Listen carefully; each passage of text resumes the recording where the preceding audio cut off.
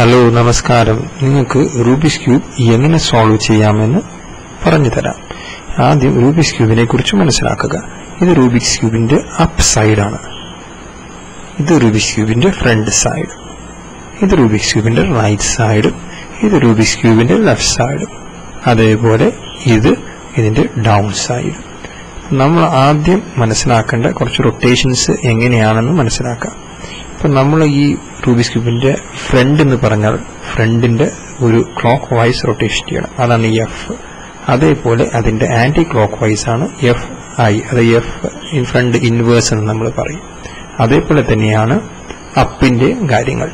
നമുക്ക് അതിന്റെ അപ്പിന്റെ അപ്പ് ക്ലോക്ക് വൈസ് ആണ് യു എന്ന് പറയുമ്പോൾ, അപ്പോൾ അതേപോലെ തന്നെ അപ്പിന്റെ ഇൻവേഴ്സ് ആണ് യു ഐ എന്ന് നമ്മൾ പറയുമ്പോൾ, അത് ആന്റി ക്ലോക്ക് വൈസ്. ഇത് റൈറ്റിന്റെ ക്ലോക്ക് വൈസ്, റൈറ്റിന്റെ ഇൻവേഴ്സ്, റൈറ്റിന്റെ ആന്റി ക്ലോക്ക് വൈസ്.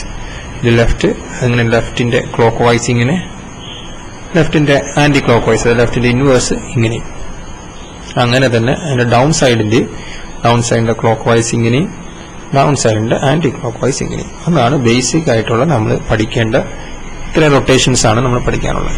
ഇനി നമുക്ക് ഈ ക്യൂബിനൊന്ന് സ്ക്രാമ്പിൾ ചെയ്യാം. സ്ക്രാമ്പിൾ ചെയ്തിട്ട് നമുക്കൊന്ന് സോൾവ് ചെയ്ത് നോക്കാം.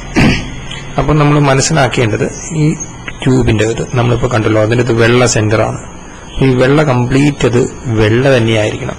അപ്പോൾ അത് കംപ്ലീറ്റ് വെള്ളയായിരിക്കണം നമ്മൾ സോൾവ് ചെയ്ത് കഴിയുമ്പോൾ. അപ്പോൾ ഈ സൈഡ് നമ്മൾ ഓറഞ്ച് ആണ്, അപ്പോൾ അതുകൊണ്ട് കംപ്ലീറ്റ് അത് ഓറഞ്ച് ആയിരിക്കണം. അതേപോലെ തന്നെ എല്ലാ സൈഡുകളും അങ്ങനെ തന്നെ. ഇത് യെല്ലോ സൈഡ് കംപ്ലീറ്റ് യെല്ലോ ആയിരിക്കണം. ഇപ്പോഴത്തെ സൈഡ് അത് ബ്ലൂ സൈഡാണ്, അത് കംപ്ലീറ്റ് ബ്ലൂ ആയിരിക്കണം. ഇത് പച്ച സൈഡ്. സോൾവ് ചെയ്ത് കഴിയുമ്പോൾ കംപ്ലീറ്റ് പച്ചയായിരിക്കും. അപ്പോൾ നമ്മൾ ആദ്യം ഫസ്റ്റ് ലെയർ ബൈ ലെയർ ആണ് നമ്മൾ സോൾവ് ചെയ്യേണ്ടത്. അതിന്റെ ഫസ്റ്റ് ലെയർ നമ്മൾ കാണുക. അപ്പോൾ അതാണ് വൈറ്റിന്റെ ആ ലെയർ ആണ്. നമ്മൾ ആ വൈറ്റ് ആദ്യം ക്രോസ് ആണ് നമ്മൾ ഉണ്ടാക്കേണ്ടത്. അത് ആ ക്രോസ് വൈറ്റ് കൊണ്ട് തന്നെ ഉണ്ടാക്കണം. വൈറ്റ് കൊണ്ട് ഏത് സെല്ലാണ് എന്ന് നമ്മൾ ആദ്യം മനസ്സിലാക്കണം. ഏത് സെല്ലാണ് നമ്മൾ ഉപയോഗിക്കേണ്ടത്. ആ സെല്ല് നമ്മളിപ്പോൾ ഏത് സെല്ലാണ് അവിടെ വരാൻ ഉദ്ദേശിക്കുന്നത്, ആ സെല്ലിന് അതിന്റെ ഡയറക്റ്റ് ബോട്ടത്തിലേക്ക് ആദ്യം കൊണ്ടുവരണം. കാരണം നമ്മൾ ഫസ്റ്റ് ലെയർ അനക്കുന്നില്ല, താഴത്തെ ലെയറൊക്കെ നമുക്ക് അനക്കാം, അല്ലെങ്കിൽ നമുക്ക് അതിനകത്ത് പൊസിഷൻ ചേഞ്ചസ് വരില്ല. ഇപ്പൊ നമുക്ക് ആ ഓറഞ്ച് വൈറ്റ് എന്നൊരു സെല്ല് താഴെ ഉണ്ടെന്ന് വിചാരിക്കാം. അപ്പൊ നമ്മൾ അതിനെ ആദ്യം ഓറഞ്ച് സൈഡിലേക്ക് കൊണ്ടുവരണം. ഇപ്പൊ ഈ കേസിൽ നമ്മളിപ്പോൾ അതിനൊരു 180 റൊട്ടേറ്റ് ചെയ്താൽ നമുക്ക് ഓറഞ്ചിന്റെ ബോട്ടത്തിൽ കൊണ്ടുവന്നു കഴിഞ്ഞാൽ പിന്നെ കംപ്ലീറ്റ്ലി 180 ഡിഗ്രീസ് ഫ്രണ്ട് സൈഡ് അങ്ങ് റൊട്ടേറ്റ് ചെയ്താൽ മനസ്സിലായില്ല. അപ്പൊ ആ വൈറ്റ് അലൈൻഡായി, ഓറഞ്ചും അലൈൻഡായി. ഇനി അതേപോലെ തന്നെ നമുക്കിപ്പോൾ വേറൊരു സൈഡ് നോക്കാം. ഇനിയിപ്പോൾ അടുത്തൊരു സൈഡ് നമുക്ക് ആ ക്രോസ് ഉണ്ടാക്കാൻ വേണ്ടി അടുത്തൊരു സൈഡ് നമുക്ക് തീർച്ചയായിട്ടും ആവശ്യമാണ്. അപ്പൊ അടുത്തൊരു സൈഡിന് വേണ്ടി ഇപ്പൊ നമ്മൾ നോക്കാം. അപ്പൊ അതിന്റെ ഒരു സൈഡ് കിട്ടാൻ പോകുന്നത് നമുക്കൊരു ബ്ലൂ സൈഡ് ഉണ്ടാവും നോക്കാം, അല്ലെങ്കിൽ നമുക്ക് അടുത്തൊരു എഡ്ജിന് ഒരു ബ്ലൂ സൈഡ് നമുക്ക് കിട്ടാം, റെഡ് സൈഡ്. അപ്പൊ നമുക്ക് ആ റെഡ് സൈഡ് റെഡും വൈറ്റും ഉള്ള പീസ് ആയിരിക്കണം.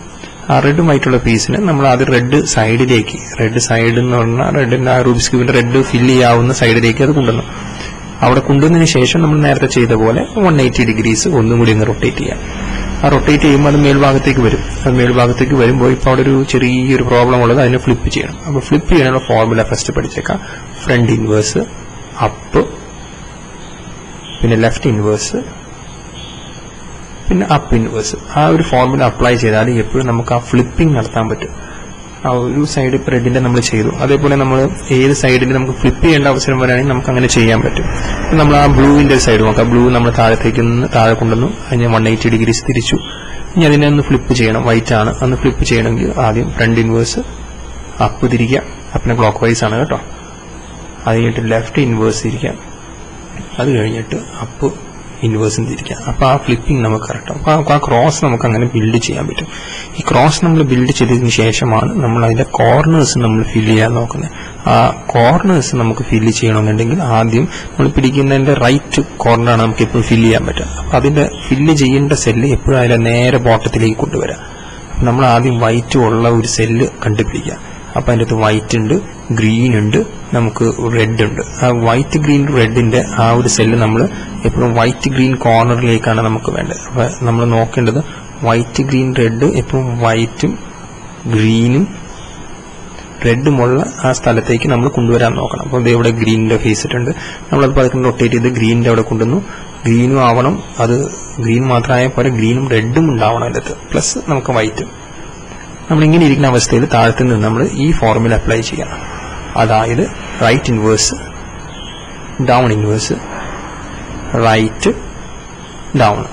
മനസ്സിലാവുണ്ടോ? അപ്പോൾ നമ്മളത് ചിലപ്പോൾ മൾട്ടിപ്പിൾ ടൈംസ് ചെയ്യേണ്ടി വരും. ഒന്നും കൂടി ചെയ്ത് നോക്കാം. Right inverse, down inverse, right down.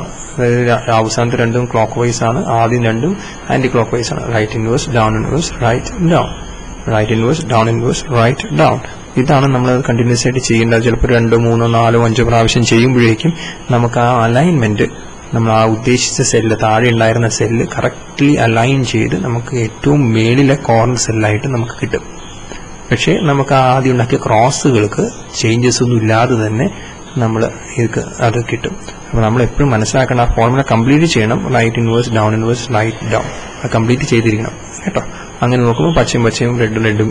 അതേപോലെ നമുക്ക് വേറൊരു കോർണറിലൂടെ നമുക്ക് സെലക്ട് ചെയ്ത് നോക്കാം. നമുക്ക് വേറൊരു കോർണർ, ആ കോർണർ നമുക്ക് ഇപ്പോൾ അടുത്തൊരു കോർണർ നമുക്ക് എടുക്കാൻ പറ്റും നോക്കാം.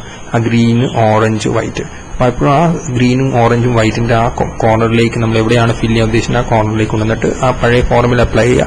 Right inverse, down inverse, right down. മനസ്സിലാവുണ്ടോ? റൈറ്റ് ഇൻവേഴ്സ് ചെയ്യുക, ഡൗൺ ഇൻവേഴ്സ് ചെയ്യുക, റൈറ്റ് ഡൗൺ തിരിക്കുക. അത് ഒറ്റ തിരിയിൽ നമുക്കത് നേരെ. അതേപോലെ അടുത്തൊരു കോർണറിലേക്ക് പോവുക. ബ്ലൂ, വൈറ്റ്, ഓറഞ്ച് ഉണ്ട്. നമ്മളത് വീണ്ടും കൊണ്ടുവന്നിട്ട് അങ്ങനെ right inverse, down inverse, right down ഇങ്ങനെ ചെയ്താൽ മതി. അങ്ങനെ ചെയ്ത് കഴിയുമ്പോൾ നമുക്ക് എന്ത് കിട്ടുന്നു? നമുക്ക് ആ വൈറ്റ് എല്ലാം ലൈൻ ചെയ്ത് നമുക്ക് കിട്ടും. അപ്പൊ അത് തന്നെ നമുക്ക് കൃത്യമായിട്ട് നമുക്കത് 2, 3, 4 പ്രാവശ്യം ഈ ഫോർമുല അപ്ലൈ ചെയ്താൽ നമുക്ക് ആ കോർണേഴ്സ് നമുക്ക് ഫില്ല് ചെയ്യാൻ പറ്റും.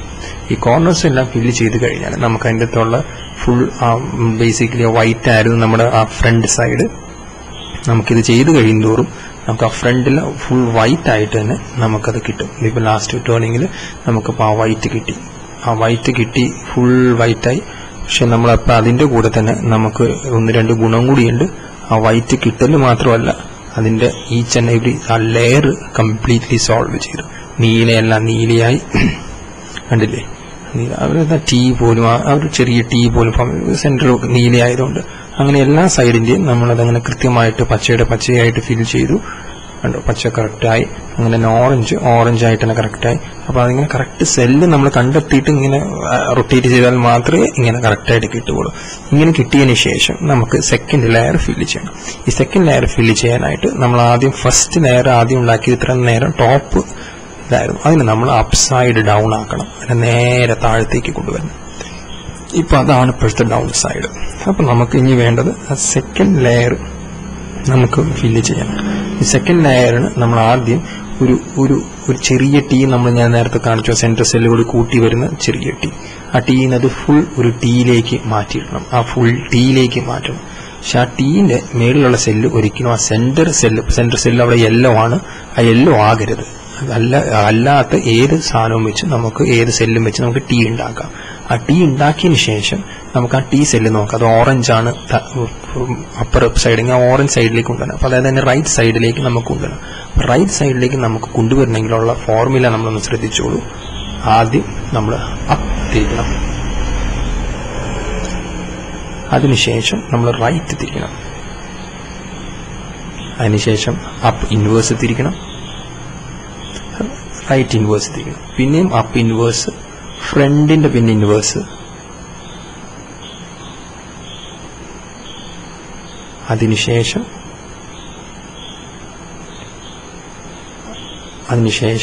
അപ്പ് തിരിക്കണം, അതിനുശേഷം ഫ്രണ്ട് വീണ്ടും തിരിക്കണം, ക്ലോക്ക് വൈസിലേക്കാണ്. അത് തിരിച്ചു കഴിയുമ്പോൾ നമുക്ക് എപ്പോഴും ആ സെല്ല് റൈറ്റിലേക്ക് പോയതായിട്ട് കാണാം. ഒന്നിനും ചേഞ്ചസ് വരാതെ തന്നെ നമുക്കത് സാധിച്ചു. ഇപ്പൊ അങ്ങനെ തന്നെ നമ്മളൊരു ടീ ഉണ്ടാക്കിയതിനു ശേഷം, ടീ നമ്മൾ എങ്ങനെയും ചിലപ്പോൾ റൊട്ടേറ്റ് ചെയ്തൊക്കെ നമുക്കൊരു ടീ ഉണ്ടാക്കാൻ പറ്റും. ആ ടീ ഉണ്ടാക്കുമ്പോൾ നമ്മൾ ശ്രദ്ധിക്കേണ്ടത് മേളിലെ ആ മഞ്ഞ സെല്ലാവരുത് എന്ന് മാത്രമേ ഉള്ളൂ. വേറൊരു ടീ നമ്മൾ ഉണ്ടാക്കുന്നു, അതൊരു പച്ച വെച്ചിട്ട് നമ്മളൊരു ഒരു ടീ ഉണ്ടാക്കി, ഒരു ടീ ഫോം ചെയ്തു. കണ്ടില്ലേ? ആ ടീ ഫോം ചെയ്തത് അത് ഓറഞ്ച് സൈഡാണ്, മഞ്ഞ സൈഡല്ല, ഓറഞ്ച് സൈഡാണ്. ഓറഞ്ച് ഗ്രീൻ നമുക്ക് ഓറഞ്ച് സൈഡിലേക്ക് ഉണ്ട്. അത് ലെഫ്റ്റിലേക്ക് മൂവ് ചെയ്യണമെങ്കിലുള്ള ഫോർമുല നേരെ ഓപ്പോസിറ്റ് ആണ്. ജസ്റ്റ് മനസ്സിലാക്കാം. അതിന്റെ അപ്പ് ഇൻവേഴ്സ് എന്നാണ് ആദ്യം തുടങ്ങുന്നത്. എന്നിട്ട് ലെഫ്റ്റ് നമുക്ക് ഇൻവേഴ്സ്, എന്നിട്ട് അപ്പ് ലെഫ്റ്റ്, അതിനുശേഷം അപ്പ് വീണ്ടും തിരിക്കിയതിന് ശേഷം ഫ്രണ്ട് വീണ്ടും തിരിക്കുക, അതിനുശേഷം അപ്പ് ഇൻവേഴ്സ്. ആദ്യം ഇപ്പോൾ ഫ്രണ്ട് തിരിക്കുക, ഫ്രണ്ട് തിരിയട്ടെ, ഫ്രണ്ട് തിരിഞ്ഞതിന് ശേഷം പിന്നെ അപ്പ് ഇൻവേഴ്സ് ചെയ്യുക. എന്നിട്ട് ഫ്രണ്ട് വീണ്ടും ഇൻവേഴ്സ് ചെയ്യുക. ഈ ഫോർമുല നമ്മൾ അപ്ലൈ ചെയ്താൽ നമുക്ക് ഇപ്പോൾ ആ മേളിൽ അത് ലെഫ്റ്റിലേക്ക് വന്നിട്ടുണ്ടാവും. ഇങ്ങനെ തന്നെ നമുക്ക് ഈച്ച് ആൻഡ് എവറി ഭാഗം, ഈച്ച് ആൻഡ് എവറി ആ സെക്കൻഡ് ലെയറിൻ്റെ സെല്ല് നമുക്ക് ഫില്ല് ചെയ്യാനായിട്ട് സാധിക്കും. അപ്പം ഇങ്ങനെ ഫില്ല് ചെയ്ത് കഴിയുമ്പോൾ നമുക്ക് കിട്ടുന്ന ഇതിൽ കംപ്ലീറ്റ്ലി ആ സെക്കൻഡ് ലെയർ നമുക്ക് ഈ രീതിയിൽ അങ്ങ് ഫില്ല് ചെയ്തു. കണ്ടില്ലേ? ഇപ്പം ആ വൈറ്റിന് ആക്കമില്ല, സെക്കൻഡ് ലെയർ. പിന്നെ നമുക്ക് കിട്ടുന്നത് ഏറ്റവും ഫൈനൽ ലെയറാണ്, ഏറ്റവും ടോപ്പ് ലെയർ. ആ ടോപ്പ് ലെയർ ഒന്നെങ്കിൽ ഇങ്ങനെ ഒരു ലൈനായിട്ട്, നമ്മളിപ്പോൾ കാണുന്ന പോലെ മഞ്ഞ ഒരു ലൈനായിട്ട് നമുക്ക് കിട്ടും. ഒരു ലൈൻ നമുക്കത് അതല്ലെങ്കിൽ നമ്മളിപ്പോൾ അത് ചെയ്ത് കഴിഞ്ഞാൽ നമുക്കിപ്പോൾ ലൈനായിട്ടോ ചിലപ്പോൾ ഒരു പക്ഷേ നമുക്ക് ലൈൻ അല്ലാതെ തന്നെ നമുക്ക് ചിലപ്പോൾ വേണമെങ്കിൽ ഒരു എൽ ഷേപ്ഡ് വേണമെങ്കിൽ കിട്ടാം. ഒരു എൽ ഷേപ്ഡ്, ആ എൽ ഷേപ്ഡ് ഇപ്പം ഞാൻ കാണിച്ചു തരാം. ചിലപ്പോൾ നമുക്ക് ചെയ്ത് കഴിയുമ്പോൾ ഒരു പക്ഷേ ഈ രീതിയിലും വേണമെങ്കിൽ നമുക്ക് കിട്ടാം ഒരു എല്ല്. ഇങ്ങനെ ഒരു യെല്ലോ, അല്ലെങ്കിൽ നമുക്ക് വേണമെങ്കിൽ ആ സെൻറ്റർ പീസ് മാത്രം യെല്ലോ ആയിട്ട് മാത്രം കിട്ടാം. അപ്പോൾ ഈ യെല്ലോ നമുക്ക് അല്ലെങ്കിൽ ലൈനായിട്ടോ കിട്ടാം നമുക്ക്. പക്ഷെ നമ്മുടെ ഏറ്റവും എൻഡ് റിസൾട്ട് നമുക്ക് അതിനൊരു പ്ലസ് ആക്കുക എന്നാണ്. അപ്പം അതിനുവേണ്ടി നമുക്കൊരു ഫോർമുലയുണ്ട്. ഞാനപ്പോൾ സ്പീഡ് ചെയ്തു എന്ന് മാത്രം. പക്ഷേ നമുക്ക് ആ ഫോർമുല ഒന്നുകൂടി പഠിക്കാനൊരു അവസരം ഞാൻ തരാം. അപ്പോൾ ആ ഫോർമുല 1-2 പ്രാവശ്യം ചെയ്താലേ നമുക്കത് കിട്ടുള്ളൂ. ഇപ്പം നമ്മൾ ആ എല്ലിൽ നിന്ന് ലൈനാക്കാൻ ആ ഫോർമുല ചെയ്തു. ഇനി ആ ലൈനിൽ നിന്ന് വീണ്ടും അത് ചെയ്യണം. അതിൻ്റെ ഫോർമുല ഇതുതന്നെയാണ്. എഫ് ആദ്യം ഫ്രണ്ട് റൊട്ടേറ്റ് ചെയ്യുക, പിന്നെ റൈറ്റ് റൊട്ടേറ്റ് ചെയ്യുക, അതിന് അപ്പ് റൊട്ടേറ്റ് ചെയ്യുക. എന്നിട്ട് ഇതിൻ്റെ അതിന് ഇൻവേഴ്സ്, റൈറ്റ് ഇൻവേഴ്സ് ചെയ്യുക, അപ്പ് ഇൻവേഴ്സ് ചെയ്യുക, ഫ്രണ്ട് ഇൻവേഴ്സും ചെയ്യുക. അങ്ങനെ ചെയ്ത് കഴിഞ്ഞാൽ നമുക്ക് എൻഡ് റിസൾട്ട് ഒരു പ്ലസ് സൈൻ കിട്ടും. ആ പ്ലസ് സൈൻ നമുക്ക് കാണുമ്പോൾ ഇപ്പോൾ എല്ലാം മഞ്ഞയാണ്, ചിലപ്പോൾ പല കളേഴ്സ് ആയിരിക്കും. പക്ഷെ ആ പ്ലസ് സൈൻ എപ്പോഴും മഞ്ഞയായിരിക്കും. ആ പ്ലസ് എപ്പോഴും മഞ്ഞയായിരിക്കും. അതായത് എപ്പോഴും നോട്ട് ചെയ്യുക, പ്ലസ് മഞ്ഞയാകണം. ആ പ്ലസ് മഞ്ഞയായാൽ നമ്മൾ നോക്കേണ്ടത് പിന്നെ സൈഡുകളാണ്. ആ സൈഡിൽ എല്ലാം അലൈൻഡ് ആണോ എന്ന് നോക്കാം. പലപ്പോഴും മിക്കവാറും 2 സൈഡെങ്കിലും മിനിമം അലൈൻഡ് ആയിരിക്കും. അപ്പം അതിനെ നമുക്ക് അങ്ങോട്ടും ഇങ്ങോട്ടും തിരിച്ചു നോക്കിയാൽ, അപ്പർ ലെയർ ഒന്ന് അങ്ങോട്ടും ഇങ്ങോട്ടും തിരിച്ചു നോക്കിയാൽ പലപ്പോഴും നമുക്ക് 2 സൈഡ് മിനിമം നമുക്ക് അത് അലൈൻഡ് ആയിട്ട് നമുക്ക് കിട്ടും. അപ്പോൾ നോക്കാം, നമുക്ക് ഇപ്പോൾ ആ ഓറഞ്ച് സൈഡ് നോക്കൂ, ഓറഞ്ച് സൈഡ് നമുക്ക് അലൈൻഡായി. അവിടത്തെ പോലെ തന്നെ ഇപ്പോൾ ആ പച്ച സൈഡ് നമുക്ക് അലൈൻഡായി കിട്ടും. മിക്കവാറും നമ്മൾ അങ്ങനെ 2 ലൈൻ അടുപ്പിച്ചടുപ്പിച്ചുള്ള സൈഡുകളായിരിക്കും അലൈൻഡായിട്ട് കിട്ടുക. ചിലപ്പോൾ നമുക്കതിനൊരു ഓപ്പോസിറ്റ് സൈഡും വേണമെങ്കിൽ കിട്ടാം. നേരെ ഓപ്പോസിറ്റ് സൈഡിൽ 2 അലൈൻഡ് ആയിരുന്നു. എങ്ങനെയായാലും നമ്മൾ ഒരു അലൈൻഡ് ആയ പീസ് എപ്പോഴും നമ്മുടെ ബാക്ക് സൈഡിലേക്ക് വെക്കുകയും ഒരു സൈഡ് നമ്മുടെ റൈറ്റ് സൈഡിലേക്ക് വെക്കുകയും. അതാണ് ഇനി നമ്മുടെ ആ റൂബിക്സ് ക്യൂബിന്റെ പൊസിഷൻ പിടിക്കേണ്ടത്. ഒരെണ്ണം ബാക്കിൽ, ഒരെണ്ണം റൈറ്റിൽ, അല്ലെങ്കിൽ ഒരെണ്ണം ബാക്കിൽ, ഒരെണ്ണം ഫ്രണ്ടിൽ. എങ്ങനെയാണ് കറക്റ്റ് അലൈൻഡ് ആയിട്ടുള്ള പീസ് വേണം അങ്ങനെ ചെയ്യാൻ. എന്നിട്ട് ഈ ഫോർമുല അപ്ലൈ ചെയ്യണം. Right up, right inverse, up, വീണ്ടും റൈറ്റ്, വീണ്ടും അപ്പ്, രണ്ടും 2 പ്രാവശ്യം ചെയ്യണം കേട്ടോ. അതിനുശേഷം പിന്നെ റൈറ്റ് ഇൻവേഴ്സും ചെയ്യാം. അപ്പോൾ ഇങ്ങനെ ചെയ്ത് കഴിയുമ്പോൾ നമുക്ക് ആ അലൈൻമെന്റ് കറക്റ്റായിട്ട് നമുക്ക് കിട്ടും. ഒന്ന് ചെറിയ റൊട്ടേഷൻ കൊണ്ട് നമുക്ക് അപ്പർ ലെയർ എല്ലാ പീസും സെൻട്രൽ പീസായിട്ട് അലൈൻഡ് ആയിരിക്കും. അപ്പോൾ അങ്ങനെ ക്രോസിന്റെ സെൻട്രൽ പീസ് നമ്മൾ ആ ഒരു ഫോർമുല കൂടെ അലൈൻ ചെയ്തു. ഇനി വേണ്ടത് കോർണേഴ്സ് മാത്രം. ആ കോർണേഴ്സിന് വേണ്ടി നമ്മൾ ആദ്യം ചെയ്യേണ്ട ഒരു ഫോർമുല ഉണ്ട്. അതിനുവേണ്ടി ആദ്യം ഉള്ളിൽ ഒരു അലൈൻഡ് ആയിട്ടുള്ള, പെർഫെക്റ്റ്ലി അലൈൻഡ് അല്ലെങ്കിൽ കറക്റ്റ് സെല്ലായിട്ടുള്ളത് നമ്മൾ റൈറ്റ് സൈഡിൽ ടോപ്പിൽ കൊണ്ടുവരണം. റൈറ്റ് സൈഡ് ടോപ്പിൽ, അത് നമ്മൾ റൈറ്റ് സൈഡ് ടോപ്പിലാക്കിയതിന് ശേഷം നമ്മൾ ഈ ഫോർമുല നമ്മൾ അങ്ങ് അപ്ലൈ ചെയ്യും. ഈ up, right, up inverse, left inverse, up, right inverse, up inverse, left.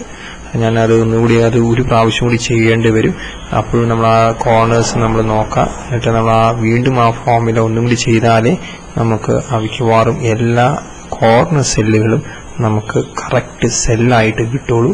Correct സെല്ലായതിനു ശേഷം നമുക്ക് അലൈൻ ചെയ്യാൻ പറ്റുള്ളൂ. അതിന് കറക്റ്റ് സെല്ലാക്കണം. അപ്പോഴും നമ്മൾ ആ കറക്റ്റ് സെല്ല് ഒരെണ്ണമെങ്കിലും റൈറ്റ് കോർണറിൽ കൊണ്ടുവരും. ആ റൈറ്റ് കോർണറിന് വീണ്ടും up, right, up inverse, left inverse, വീണ്ടും അപ്പ്, വീണ്ടും റൈറ്റ് ഇൻവേഴ്സ്, വീണ്ടും അപ്പ് ഇൻവേഴ്സ്, വീണ്ടും ലെഫ്റ്റ്. ഇത് ഒന്നുകൂടി ചെയ്തു. അപ്പം അങ്ങനെ ചെയ്ത് കഴിയുമ്പോൾ നമുക്ക് എല്ലാ കോർണേഴ്സും കറക്റ്റ് സെല്ലാവും. പക്ഷെ അലൈൻഡ് ആവണമെന്ന് നിർബന്ധമില്ല. പക്ഷെ എല്ലാ കോർണേഴ്സും കറക്റ്റ് സെല്ലാകും. കറക്റ്റ് സെല്ലാണെന്ന് കണ്ടു കഴിഞ്ഞാൽ പിന്നെ അത് അലൈൻ ചെയ്യാനുള്ള ഫോർമുലയാണ്. എന്നാൽ ഏതാണ് മോശമായ സെല്ല് നമ്മൾ നോക്കാം.